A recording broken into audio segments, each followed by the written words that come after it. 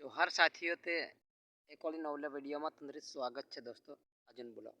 दोस्तों अब कही है कि मैं गौ में पानी फेरवा बाजरी ते लेहन जाती रही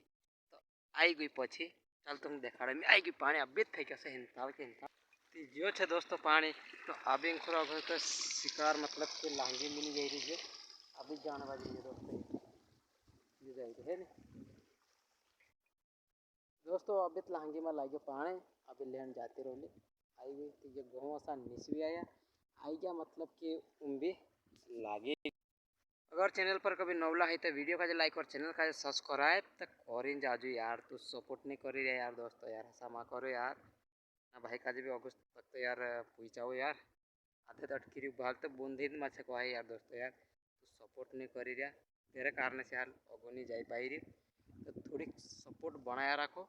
अच्छी तुम्हें गाना भी रिलेटेड अच्छो लावते रही है दोस्तों वीडियो तो बिल्कुल देखो यार